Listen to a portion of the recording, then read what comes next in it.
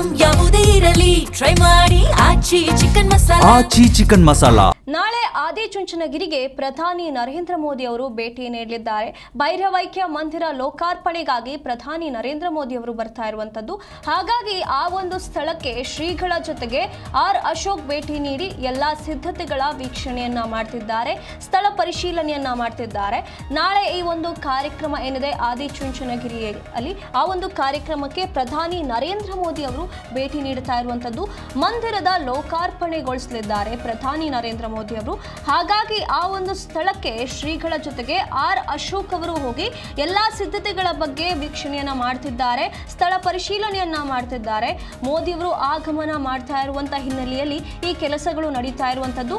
ಮಂಡ್ಯ ಜಿಲ್ಲೆಯ ನಾಗಮಂಗಲದ ಆದಿಚುಂಚನಗಿರಿಯಲ್ಲಿ ಈ ಒಂದು ಲೋಕಾರ್ಪಣೆ ನೆರವೇರುತ್ತೆ.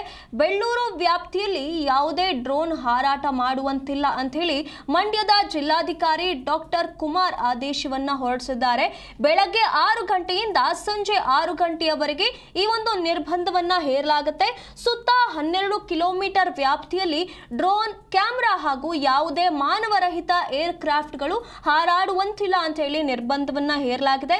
ಈ ರೀತಿಯಾಗಿ ಮಂಡ್ಯದ ಡಿಸಿ ಡಾಕ್ಟರ್ ಕುಮಾರ್ ನಿರ್ಬಂಧವನ್ನ ಹೇರಿರುವಂತೂ ಬೆಳಗ್ಗೆ 6 ಗಂಟೆಯಿಂದ ಸಂಜೆ 6 ಗಂಟೆಯವರೆಗೆ ಈ ಒಂದು ನಿರ್ಬಂಧವನ್ನ ಹೇರಲಾಗುತ್ತೆ. ಇಲ್ಲಿ ಸೆಕ್ಯೂರಿಟಿ ಪರ್ಪಸ್ ಇವೆಲ್ಲವನ್ನ ಕೂಡ ಈಗಾಗಲೇ ಕಾಯ್ದುಕೊಳ್ಳಲಾಗ್ತಾ ಇದೆ. ಇದಕ್ಕೆ ಬೇಕಾಗಿರುವಂತಹ ಭದ್ರತೆಗಳೆಲ್ಲವನ್ನ ಕೂಡ ಈಗಾಗಲೇ ನೋಡಿಕೊಳ್ಳಲಾಗ್ತಾ ಇದೆ.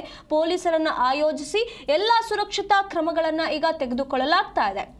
ಪ್ರಧಾನಿ ಮೋದಿ ಅವರು ಈ ಒಂದು ಜಾಗಕ್ಕೆ ಭೇಟಿ ನೀಡ್ತಾ ಇರುವಂತಹ ಹಿನ್ನೆಲೆಯಲ್ಲಿ ಈ ಎಲ್ಲಾ ಸುರಕ್ಷತಾ ಕ್ರಮಗಳನ್ನ ಕೈಗೊಳ್ಳಲಾಗಿದೆ. ಇದೆಲ್ಲದರನ್ನ ಪರಿಶೀಲಿಸಬೇಕು, ಎಲ್ಲಾ ಸಿದ್ಧತೆಗಳನ್ನ ವೀಕ್ಷಣೆ ಮಾಡಬೇಕು ಅಂತ ಹೇಳಿ ಅಶೋಕ್ ಆ ಸ್ಥಳಕ್ಕೆ ಭೇಟಿ ನೀಡಿ ಎಲ್ಲವನ್ನ ಕೂಡ ಹಿಂದೆ ಪರಿಶೀಲನೆ ಮಾಡ್ತಾ ಇದ್ದಾರೆ.